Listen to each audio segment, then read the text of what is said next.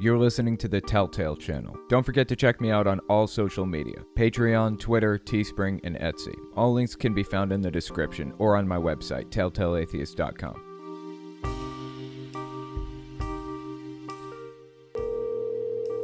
Hey, this is Owen. If you're comfortable, leave your first name and state at the sound of the tiny truck backing up.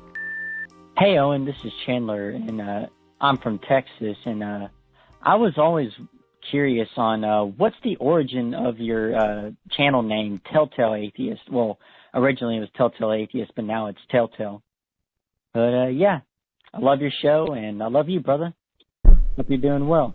Appreciate that. Yeah, it was originally Telltale Atheist, and when I signed up for like all of my social media, like Patreon and Twitter and Facebook and everything else, originally, when I very first started my channel, like the next day I signed up for that shit, I signed up as Telltale Atheist because, you know, Telltale was taken. It's a fairly common word. Honestly, at the time, I was kind of a big fan of Edgar Allan Poe. In fact, around that time, I sent Kylie to school for like a Halloween costume or whatever. I sent her not as a black cat, but as the black cat from Edgar Allan Poe's poem, The Black Cat. That's what she went as. I told her to introduce herself as that. It was pretty funny. Anyways, I was just a big Poe fan at the time, so I thought the word telltale was pretty good, and that's what I started using. So if you wanted to, what I did was I retroactively went back and applied meaning to it. The Telltale Heart is a story about revealing secrets that people don't want revealed. So that's kind of what I was doing, I guess, or whatever. That's not really why I picked the name, though. Hey, Owen, this is Lydia from North Carolina. I was just wondering, have you ever thought about writing a book about your experience growing up as a Jehovah's Witness and leaving Jehovah's Witnesses? Just curious. By the way, I love your content.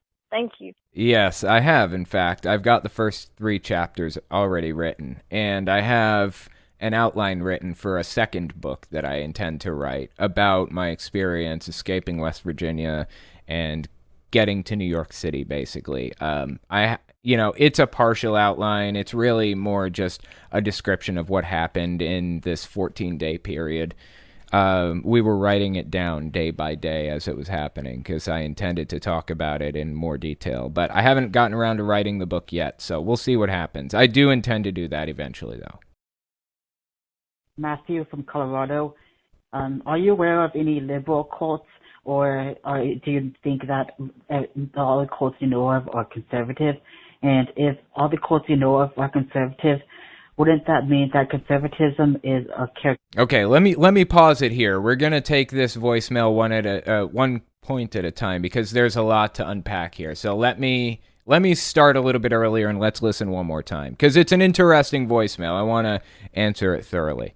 Of any liberal cults, or do you think that all the cults you know of are conservative? There are liberal cults, but I don't think that liberalism in the United States is to the point in extremism that it would breed cults, really.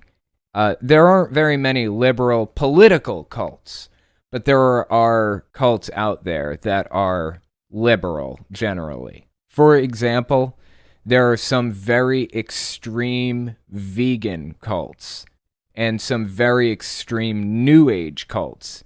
A lot of people in California are super liberal, but also deep in cults, like really, really deep in cults. I'm not saying that conservatism is the only political ideology that can have cults. That's not the case. Liberalism has cults too. It's just not heavily focused on liberal ideals like conservative cults are. Let's keep listening. All the cults you know of are conservative, and if all the cults you know of are conservative, wouldn't that mean that conservatism is a characteristic of a cult? I don't think conservatism is a characteristic of a cult necessarily, but evangelicalism, for example, evangelicalism isn't a cult itself.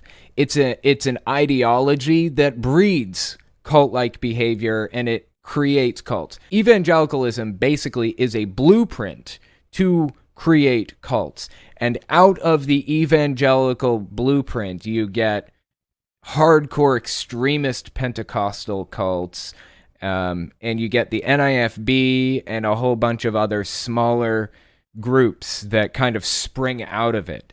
So evangelicalism itself isn't a cult, it's an ideology, but it produces cults. Wouldn't that mean that conservatism is a characteristic of a cult, and cults are more likely to be conservative? Thank you. I don't think people in cults are more likely to be conservative necessarily. I think we would need like a research study to show whether or not people who are members of cults are more likely to be conservative. But like I said, there are a lot of liberal cults out there too. It's just that liberalism doesn't breed cults like conservatism does in the United States right now. But there are cults out there that are, by and large, liberal. Like I said, certain vegan groups and, certain extremist SJW groups, if you will, that kind of thing. That some of those groups can get very, very extreme and controlling. And I would definitely call some of them a cult. And all of that does spring from liberalism. So hopefully that answered your question. Matthew Walton, I think the atheist community deserves to know why you dislike Richard Dawkins. Please give specific examples of things he's done or said. Thanks. Okay. He has had very little empathy for the trans community, for example. In fact, recently he said some shit about the trans community that came across pretty fucking bad. I mean, I'm just saying this personally. I'm not really trying to broadcast this on my channel. I wish I hadn't even addressed it, though, because this is just a personal feeling. It's not like a channel-wide, like, you all should feel this way about him, too. I honestly don't give a shit about the guy. Sam Harris, I have more nuanced opinions about, and I'm not really a big fan of him. But, I don't know. I just don't fucking like him that much. I'm allowed to not really fucking like people, right? Lilith Embers, what happened with Kylie's teacher? Did she have any consequences for her illegal behavior? Nope. No consequences. She went right back to teaching as she always has, probably saying the exact same shit in that classroom that she has for 15 years at least. No consequences. They got the evil atheist out of town, and they just went right back to what they were doing. Welcome to the Deep South, United States. Dan Yeager just wanted to send some money for kitties treats and ask if you're going to attend NYC Pride. That's my plan currently, tentatively. Little announcement. Also, I'm getting married in 2 weeks. So, I haven't really talked about that or anything. I thought about making it a big open thing where, fans could come and whatever, but it's going to be so small that it's going to meet the 10-person limit in New York City. Only 10 people allowed to gather. I think you can do more if it's outside, and maybe they opened it up now. I don't know, but it's gonna meet the 10-person limit, including the efficient. It's gonna be very, very small. NYC Pride will be happening during my wedding ceremony, so I will probably be going to NYC Pride after that. Next, we're going to talk about Michele Bachmann claiming Antifa was to blame for the 1-6 attack, but refusing to support an investigation to prove it. Give us 30 seconds, and we'll be right back. You're listening to the Telltale Channel. Don't forget to check me out on all social media: Patreon, Twitter, Teespring, and Etsy. All links can be found in the description or on my website, telltaleatheist.com.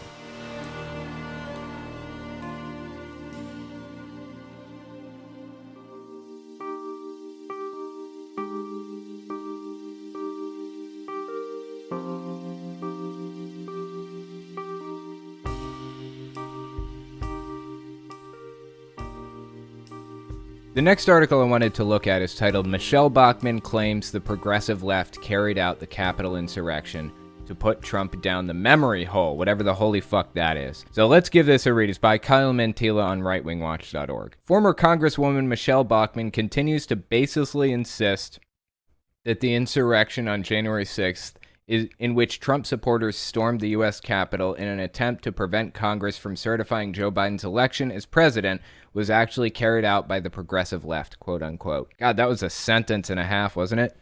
It wasn't a run-on sentence, it was just a really fucking long sentence. During an appearance on Jan Markle's Understanding the Times radio program Sunday, Bachmann claimed that the insurrection was really a false flag operation carried out by liberals for the purpose of harming the MAGA movement and undermining President Donald Trump's legacy. So I figured we'd give this clip a watch and see what she had to say for herself. This was released, I believe, on 5/26. Let's give it a listen. January 6th. We're all told that that's the worst day that ever happened. These were the worst riots in America. It absolutely wasn't. It is my opinion that this was a theatrical event that the progressive left put on. Okay, hold the fucking phone for a second. This was a theatrical event perpetrated by the progressive left. Fascinating theory. Is there literally any evidence at all to support that, or is this just pulled straight out of your ass? Individuals who were the instigators who brought this about. These were agitators brought in to create this problem. I believe it was specifically done to rebrand Donald Trump as being an insurrectionist and a leader of a terrorist movement. Well, those things are factual. We have the evidence, the hard evidence. And I know Michele Bachmann isn't a huge fan of accepting evidence or even looking at evidence, but that's just what it is, man. I'm sorry. That's just what it is. This was done to rebrand the Make America Great agenda because remember, that was considered extremely popular by about 80 million Americans. No, that is inaccurate. It was not. Donald Trump didn't get 80 million votes. Donald Trump got 74 million votes. Biden got 81.2 million votes, yeah. So, no. Trump did not get 80 million votes. If Trump had gotten 80 million votes, he still wouldn't have won the popular vote, but there's a higher probability that he would have won the Electoral College at the very least. He didn't get 80 million votes. Nice try rewriting history. They wanted to rebrand Make America Great as an evil thing. And those of us who supported Donald Trump and that agenda as evil and terrorists. Is there another perspective you want to provide to me here? I mean, that's exactly what happened. A Confederate battle flag didn't even make its way to the Capitol building in the Civil War. Not until the 1/6 insurrection did a flag grace those halls. That's fucking sad. These people broke into the Capitol building with blood on their mind. They set up gallows out back and were calling for Mike Pence's head. Somebody came in with zip tie handcuffs looking for members of Congress. Secret Service had to take somebody out to protect members of Congress and Mike Pence and others. What the fuck do you call it? I understand Michele believes that there was this conspiracy, that it was the left or whatever, but we're going to get to a story in a minute that'll disprove that. We'll get to it in a minute. Let's keep listening. All a lie. As your listeners have seen, in the last 5 months, you wouldn't even know that Donald J. Trump was ever the president. You wouldn't even know that those 4 years of his presidency existed. Was the work that he did so inconsequential that it was that easy to overturn? It could be undone in like 100 days by the next guy. Was it that fucking simple? Seems like that's Trump's fault. George Orwell wrote a book, 1984. He talked about a concept called the memory hole. Oh, here we go. These people absolutely fucking love tying things back to George Orwell. If the government in charge didn't want you to remember someone, they put them in the memory hole. Donald J. Trump has been put in a memory hole. Make America Great Again has been put in a memory hole. In other words, it never happened. Give me a fucking break. What is she even talking about? It's like it never happened. We're all talking about Trump because he has a cult following, a full-blown religious cult behind him right now. It's impossible to not talk about this stuff when he is so incredibly consequential to what happens in the government right now. Trump has this bizarre fucking level of control over members of Congress. I don't know why they're so obsessed with him and appeasing him and acting just like him and trying to get his endorsement. I don't know why. But he is far from in a quote-unquote memory hole. Are you saying because the media isn't releasing an article every time the guy fucking says something on the internet, he's suddenly in a memory hole? Just because he's not the sole focus of the news cycle now, he's in a memory hole? Give me a fucking break. I thought it would be an interesting exercise, though, to see what she had to say immediately after 1/6. What did she have to say? No, this was right before 1/6, I think. This was a coup in Georgia with these same... Yeah, okay. This is right before the 1/6 insurrection. This was on January 6th. So I believe she said this right before anything really happened, before everybody realized the gravity of everything. Let's listen to what she had to say here. This was a coup in Georgia with these same phony machines run by Stacey Abrams down there. She's not even elected, but she's running the state. Okay, what? What is she talking about? Stacey Abrams running a state even though she's not elected? What is she talking about? Stacey Abrams just helped people get registered to vote, and she volunteered to help at polling locations. That is it. Just like, any other Trump supporter could have done if they wanted. People are allowed to volunteer to vote. That's how voting works. You sign up to volunteer. If you don't like the fact that a liberal person is in the polls helping people vote, then you get in there and help them too. Nothing's stopping you as long as you don't have a criminal record or anything, I guess. These bought-off phony Republicans down in Georgia. It was a coup so that the Senate was stolen today. And now they want to finish the job. And they want the coup to be done today on January 6th so they can seal the deal with Joe Biden as the next president of the United States. Today was the day to have the coup, to put it all in process. Well, little did she know a coup did take place that day. It was a failed coup. It was Trump's little group of extremists charging the Capitol.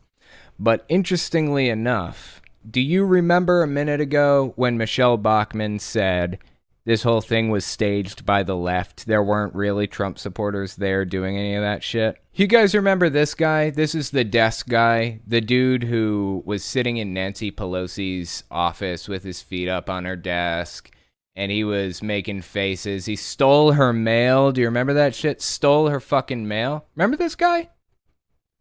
Guess where he is now? He's got a whole fucking website dedicated to helping him pay for his legal defense. This is his legal defense fund website. Guy's name is Richard Bego Barnett, I guess. By the way, do not harass, stalk, or contact this guy in any way. In fact, I may cut his name out. Just leave people alone. It's not good. There are already people working on getting him removed from PayPal, because that's how he's basically paying for his legal defense.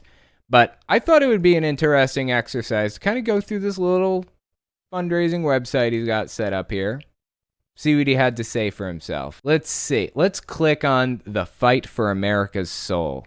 What does he have to say in this section? Remember, this guy, according to Michele Bachmann, I guess this guy is supposed to be a leftist ANTIFA member who's trying to fuck over conservatives and make them look like monsters or something. I don't know. Let's see what he had to say for himself. This is one of the people who stormed the Capitol. The United States government has a long history using media-driven propaganda to scapegoat entire groups of people in order to increase the federal government's reach and power while diminishing our constitutionally protected rights. Oh, shit. Are they comparing themselves to African Americans in the 1930s and 40s during segregation and during Jim Crow? Is that what they're doing here? Is that what they're about to do? For instance, the federal government's decision to force all persons of Japanese ancestry into internment camps in the name of national security gained national support through media-driven propaganda and was subsequently upheld by the Supreme Court in 1944 in Korematsu v. United States. Oh, okay, so they're comparing themselves to Japanese people during World War II when they were put into internment camps. Makes perfect sense. I understand now. These people live in a fucking delusion. Seriously, these people live in a delusion. Years later, after the events of September 11th, 2001, the government reacted by passing the Patriot Act, unconstitutional expansions in its use, and the mass surveillance of United States citizens by the NSA. As part of the Russia hoax, Carter Page, an advisor of the Trump campaign, was illegally spied on based on an altered CIA email by an FBI attorney. His punishment? Probation! Today, Trump supporters are typecasted as domestic extremists by a media propaganda machine. That's because we watched it happen right in front of our fucking faces. We watched this shit unfold in front of our eyes. This guy right here on the front page threw his feet up on Nancy Pelosi's desk, stole her mail, broke into the Capitol in the first place, wasn't allowed to be there, and was part of a mob that had set up gallows and was shouting for Mike Pence's head. If that's not domestic terrorism, I honestly don't know what is. By a media propaganda machine that openly encourages the illegal pre-trial detention of U.S. citizens by the federal government. Yeah, okay, so what they're saying here, the illegal pre-trial detention, I don't think it's illegal to put people in pre-trial detention as long as they have access to a speedy trial. If it's a felony, their preliminary trial has to be within the first 10 days. They can't sit in jail longer than that before their first trial. For misdemeanors, there is no limit to that number. It can be as long as they want. And I have to say, I agree with them. That should not be the case. D.C. detention facility has become Guantanamo Bay for scores of January 6ers whose human rights are violated on a daily basis with the media's blessing. Okay, now I don't believe in violating anybody's human rights. I don't care who it is, period. They're not human rights if not every human has them, right? It's not a right if it can be taken away. So, I don't want anyone's human rights being yanked, period.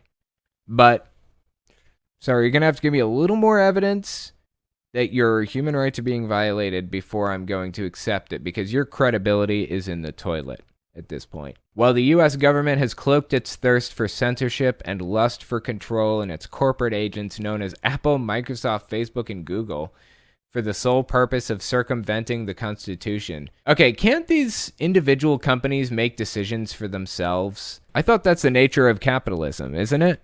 Why is this dude bitching about the U.S. government not preventing companies from exercising their right to freedom of speech? This is demonstrated by the fact that at this very moment we cannot meaningfully use our electronic devices absent forced privacy waivers, which begets the warrantless government tracking of everything we do. Demonstrated further by the fact that our liberty interests are being unlawfully intruded upon by a government that demands its citizens produce approved papers before being allowed to travel, worship, or associate. Oh, here's the vaccine passport bullshit that they're pushing now. Okay, you've always needed vaccines to travel to certain countries. That is not new. They just added one to the list, period. And they haven't even added it to the list necessarily yet. Europe and the UK and other places, they haven't actually opened to anybody yet, or not to the US yet, right? Even with a vaccine.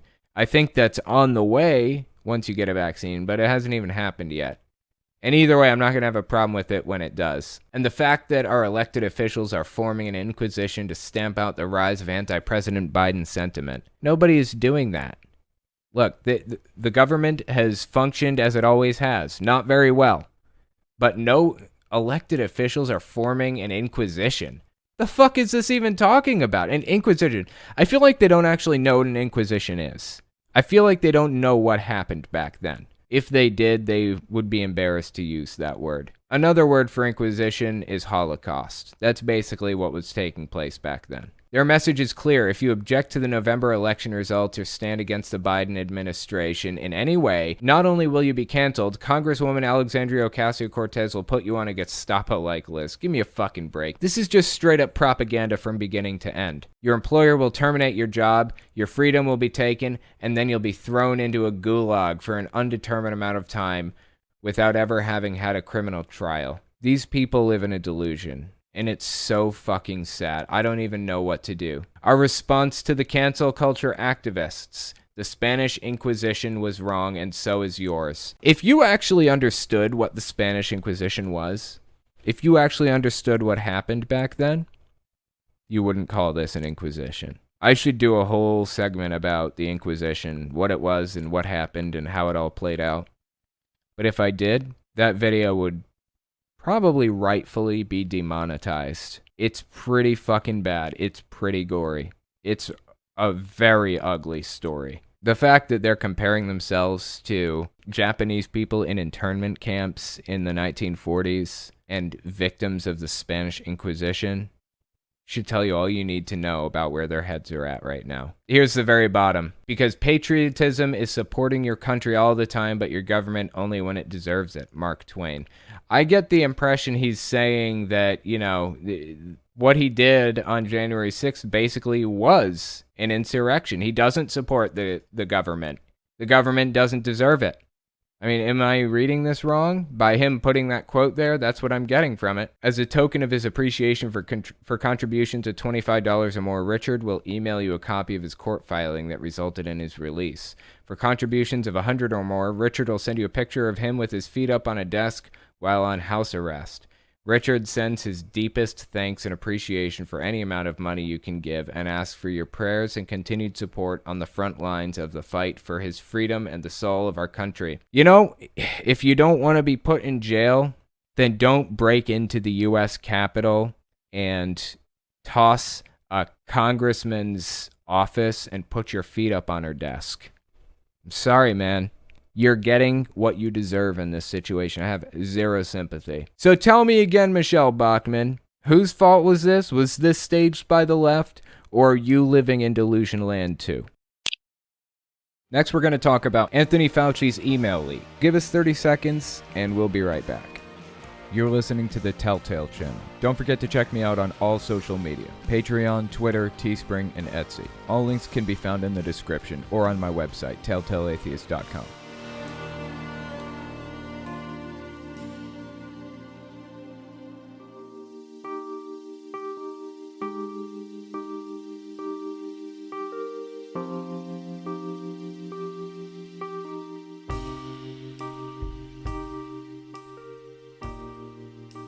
The next article I wanted to look at is titled 5 Things We Learned from Anthony Fauci's Emails. This is written June 3rd by Laurel Wamsley on NPR.org. Now, in case you guys didn't know, Anthony Fauci's emails were leaked. So what did we learn from them? That's what I was wondering. Is it even a big deal? Like, what did they have to say? Was it some big conspiracy that was blown wide open or something?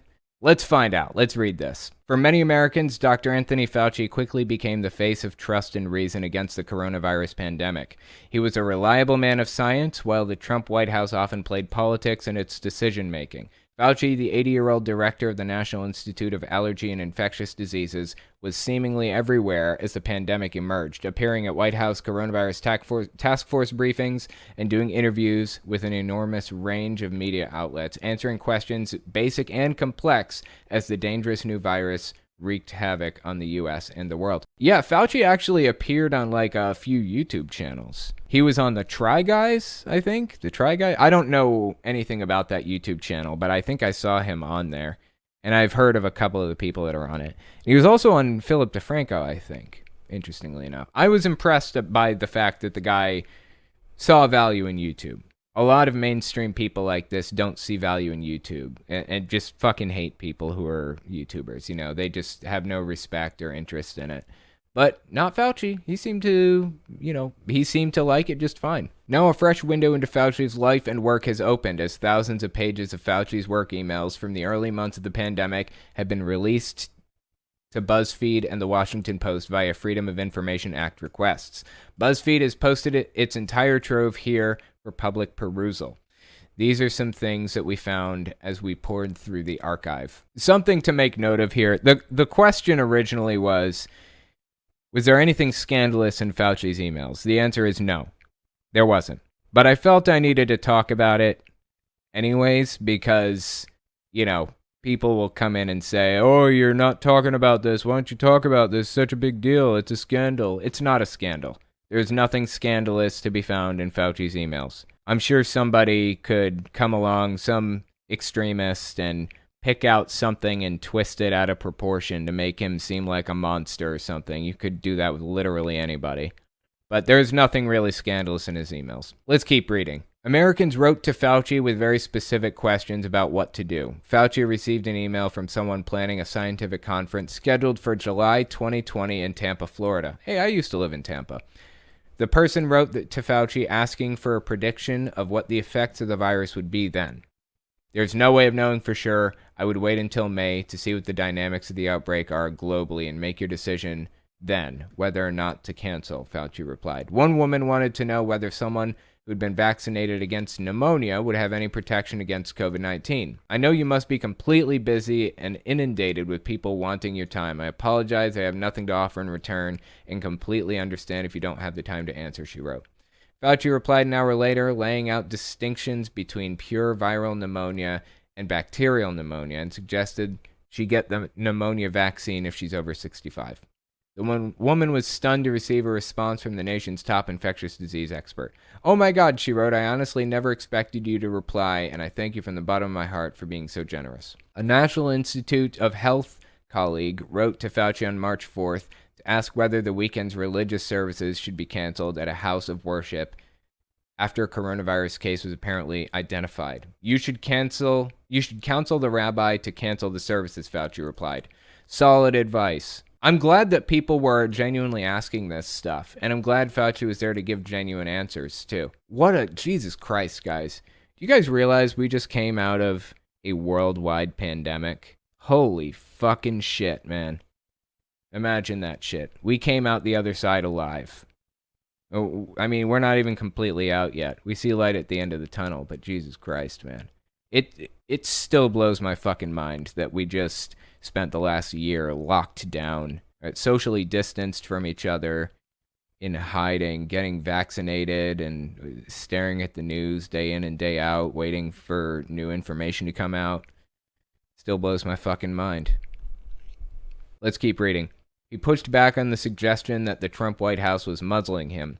On March 8th, 2020, AIDS activist and Yale University epidemiologist Greg Gonsalves emailed Fauci, along with Robert Redfield, then the director of the Centers for Disease Control and Prevention, NIH Director Francis Collins, Alex Azar, then the Secretary of Health and Human Services, and others. Gonsalves wrote, there are thousands of people waiting for advice from our federal government on broader social distancing measures in light of the fact that our failure in early testing and surveillance means the coronavirus is likely already spreading in our communities. All we see is genuflection in word and deed from most of you to a White House that wants this all to magically go away, he went on. Fauci replied a few hours later, Greg, I'm surprised that you included me in your note. I genuflect to no one but science and always speak my mind when it comes to public health. I've consistently corrected misstatements by others and will continue to do so. Fauci was in a tough situation. Fauci was in a situation where if he said the wrong thing, if he said something that Trump didn't like, Trump would have, cut the guy out completely. I don't know if he could have fired him or not. I'm not sure. But Trump certainly would have at least tried to stop including him in press briefings. And I'm guessing that's probably why he brought in Dr. Birx at the time, because he was trying to kind of phase Fauci out. Or at the very least, he wanted to have a second option if Fauci said something he didn't like. So the fact that Fauci was delicately balancing on this fence, trying to do the best he could to help people around him, and also trying to stay on Trump's good side, for lack of a better phrase, is really very impressive. I'm honestly very impressed with the guy. Here's the next subheading. Fauci gets a ton of email, and he replies to a surprising amount of it. The guy is fucking dedicated, dude. The guy worked 18, 20 hours a day for a while there. Can you imagine that? Working that fucking much, getting 4 to 6 hours of sleep a night, and that's it. He was uncomfortable with his sudden celebrity. On March 31st, 2020, the chief of staff for Fauci's office emailed him an article from the Post that carried the headline, Fauci socks, Fauci donuts, Fauci fan art. The coronavirus expert attracts a cult following. Wasn't he listed as sexiest man of the year at one point too, or something? Or he was in the running for sexiest man of the year, something like that. Fauci replied, truly surrealistic. Hopefully this all stops soon. It is not at all pleasant, that is for sure, Fauci added. But he found some upsides in fame too. Fauci wasn't above taking the occasional perk of sudden fame, at least as a baseball fan. A booking agent reached out to Fauci on behalf of Washington Nationals first baseman Ryan Zimmerman about appearing for a Q&A on the ballplayer's Facebook page. An NIH communications officer replied, "As a huge Nats fan, Dr. Fauci very much wants to do this chat with Ryan Zimmerman." After arranging the interview, the NIH staffer wrote to Fauci, "P.S. What do you want to bet you get invited to throw a first pitch next year?" "I was thinking the very same thing," Fauci replied. Indeed, Fauci took the mound for opening day in July 2020 in a red Nats mask and made the first pitch. It wasn't a great throw. Oh, fascinating. Perhaps he was tired from dealing with his overstuffed email inbox, among the many, many other things on his plate at the time. I don't know if you guys remember this, but at that time, Trump said that he was invited to pitch too, and he turned them down. I'm sorry, I just don't believe that at all. I need some evidence to buy that. I pretty much need evidence to believe anything out of Trump's mouth at this point. But it seems like Trump's MO to try to one-up people around him and, take the fame away from them. I bet it ate him up inside that Fauci got Sexiest Man of the Year nomination. So that's what happened with Fauci's emails. Was there a scandal in there? No, not really. There wasn't anything scandalous. It was just normal stuff. But you can bet that Trump cultists are going to try to turn it into something more. Next, we're going to talk about one of the Christian extremists who tried to attack Gretchen Whitmer, saying that God gave him permission to murder. Give us 30 seconds, and we'll be right back. You're listening to the Telltale Channel. Don't forget to check me out on all social media: Patreon, Twitter, Teespring, and Etsy. All links can be found in the description or on my website, telltaleatheist.com.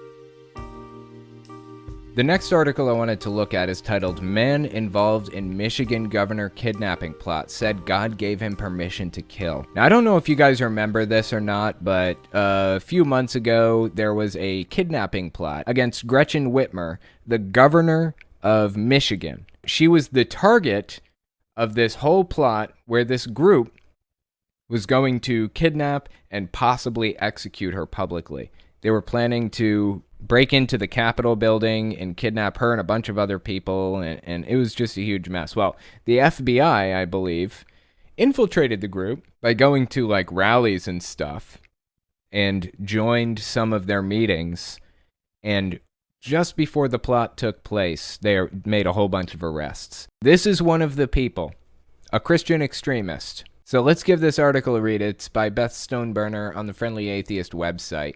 And by the way, this is from January 15th. That's when this one came out. It's a little bit older, but there's an update to it, and we're going to get to the update in a second.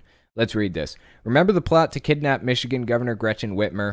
6 of the suspects in that scheme have been indicted in the plot so far, and one of those men, surprise, happens to be a member of a far-right wing militia that stormed the U.S. Capitol last week, which of course was the 1/6 attack. And in a recent court appearance for the Whitmer plot, that man claims he has God's permission to kill people. So this is a picture of the guy, and this is a quote. "Barry Croft, 45, of Bear, Delaware, pleaded not guilty and was denied bond during a hearing in federal court in Grand Rapids. The hearing marked Croft's first appearance in a Michigan courtroom since being charged alongside 5 others in October in a case that has focused national attention on violent extremism in Michigan." Obviously, this wasn't just a Michigan problem. This was an everywhere problem, a U.S. problem. And denying it isn't doing anybody any favors, just like Michele Bachmann did right here. January 6th. We're all told that that's the worst day that ever happened. These were the worst riots in America. It absolutely wasn't. It is my opinion that this was a theatrical event that the progressive left put on. The individuals who were the instigators who brought this about, These were agitators brought in to create this problem. I mean, she's sitting here claiming that the left, that Antifa did the 1-6 stuff. Antifa did this. And here we are reading a story about a violent extremist who planned to kidnap the Democrat governor, Gretchen Whitmer. Like, how absurd does it get? How do you get to the point where you're sitting here denying reality like Michele Bachmann is? Anyway, let's keep reading. Croft is the national leader of the Three Percenters, a small militia that participated in the January 6th insurgents at the U.S. Capitol, FBI Special Agent Richard Trask said during the hearing. Croft was saying that he was guaranteed permission from God to commit murder. Correct, Assistant U.S. Attorney Nils Kessler asked the FBI agent. Correct, Trask said. In case you're unaware of the Three Percenters, the name comes from the idea that all it takes is 3% of the country to overthrow the government. If you have 3% of the population on your side, then it's over. Let's see, 325 million people, I think, times 3%. It would basically take 1 million people, and that's just under how many U.S. active duty military members there are, I think. I think there are like 1.3 million active duty U.S. military members. So 3% of the country, if they were activated in this extremist cause, then, you know, the U.S. government would have a fight on their hands. Of course, they would probably win, ultimately, because these guys, these extremists, they don't have access to the same types of weapons as the U.S. military does. But the point is, it's concerning. It's concerning that it really does only take about 3%, most likely, to overthrow the government. This guy, the name of his organization is just about correct. And he knows that. That's fucking scary. Let's keep reading. This is Beth Stoneburner talking. That conversation was part of the justification used by the government to make sure Croft isn't allowed to leave the state. He had requested to be released from prison before trial to avoid the risk of contracting COVID. Thankfully, prosecutors agreed he was a flight risk and should stay put.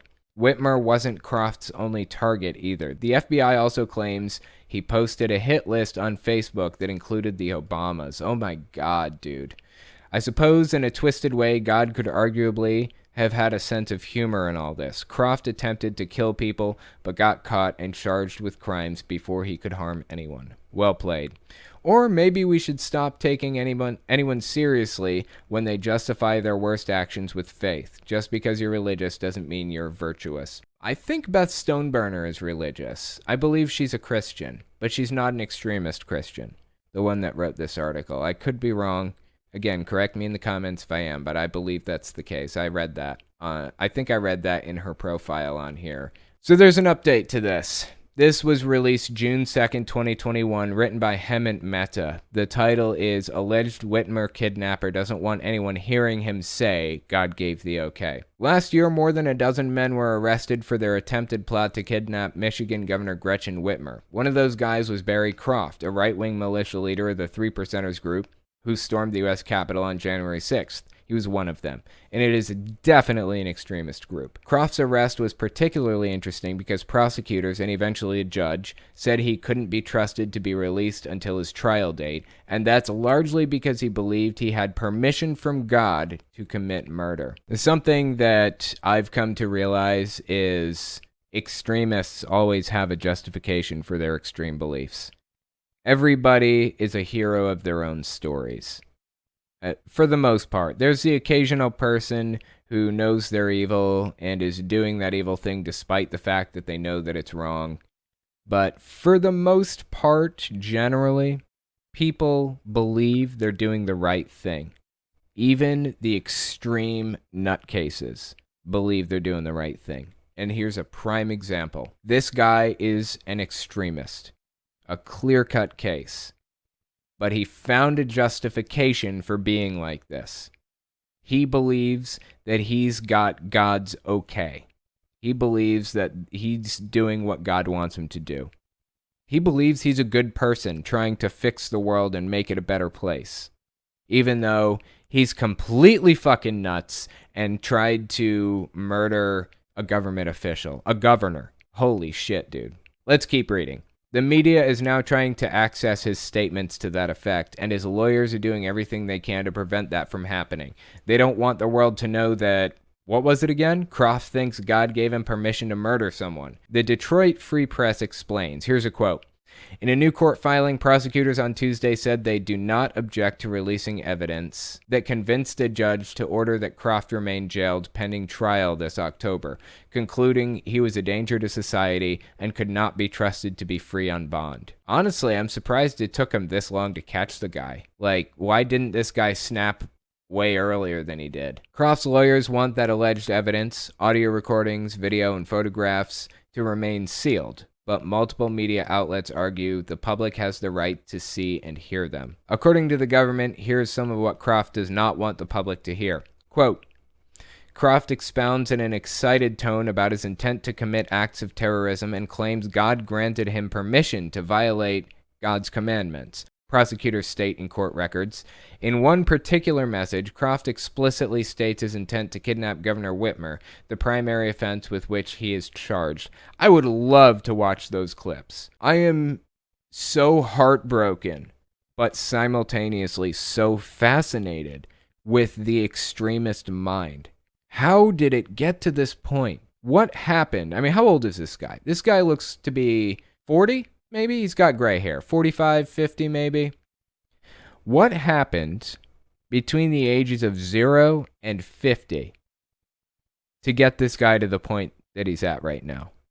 What happened in his childhood, in his adolescence, in his young adult life to get him to the point where he was the leader of a terrorist organization like the Three Percenters? How did he get there? It's fucking mind-blowing. I absolutely love reading about this shit. That's why Heaven's Gate is one of the most fascinating cults to me, is because I just want to wrap my head around somebody gets to that point, you know? I mean, this group of 39 people mixed cyanide, I believe, into applesauce and ate it, and then tied bags around their own heads, not other people. They did it themselves and laid down and went to sleep. And then that was 12 people, and then another group of 12 were tending to them, making sure everything was secure, making sure it was well tied, making sure the quarters were in their pockets for space fare. And then that 12 went down, ate the applesauce, did the bags, the whole thing. How do you get to that point in your life, really? What led you down that path? I just want to understand, you know? Let's keep reading. I don't understand these Christian extremists. They spend all their time talking about God to the point where the rest of us can't ignore them, but when God supposedly instructs them to do awful things, they want to keep that stuff private. Good point. It's up to the judge to decide whether releasing those tapes will taint a potential jury pool. She'll make her decision later this month, but even if she says that evidence must remain sealed, we still know part of what's being hidden from the public's view. My God, I hope they release those tapes eventually, even if it's in like 10 years. I so want to see what he had to say. I just want a glimpse into the guy's mind. I don't know. I'll tell you what I'm going to do later. I'm going to look into this guy and see if I can find video of him talking. That would be fascinating, right? It's Croft's admission that the Christian God told him to kidnap and murder someone. I repeat, the God who said, "Thou shalt not kill," allegedly told Croft he could just ignore that rule for a bit. Or more accurately, Croft convinced himself that's what God told him. Is he lying? Deluded? Something else? I'd love to know what reason MAGA cultists use to dismiss that damning testimony. It's the exact same reasoning that every cultist uses. They always find a reason to excuse away their misdeeds. That is the nature of the cult mindset. They are heroes in their own minds. Tom Cruise believes he is saving the world. Tom Cruise thinks he's saved billions of people. Has he? Of course not. That's fucking ridiculous. But cultists are always the hero of their own stories. This guy right here believes he's doing the right thing. He believes that he is the hero of this narrative. The government's just gotten one over on him right just at this moment. He'll come back, is what he thinks. And that's his viewpoint on this. He lost for the moment, but he'll make a comeback. That's the kind of mindset that these extremists keep. Thank you guys for coming and giving this a listen, and I will talk to you next week. If you like what I do and you want to make sure I can continue to do it, you can support me in a few ways. First, you can support me on Patreon. That's probably the best way. But if you want to get something back for your support, you can check out my Teespring. I sell all kinds of shirts and stickers and stuff on there. Second, you can support me by checking out my Etsy store. I sell 3D printed stands for every system, from the original Nintendo to the Xbox One. And finally, if you want to support me in other ways, you can check me out on my other channels. I have the podcast channel, which is where I talk about whatever's on my mind. Politics, social issues, whatever. You can also find it everywhere podcasts can be found. Or you can check out the videos on my main channel where I focus on destructive cults. As it is with most channels these days, I rely on the support of viewers like you to keep my channel alive, so sharing my work is extremely helpful. Anyways, check me out in all those places if you haven't already. Thanks for listening, guys.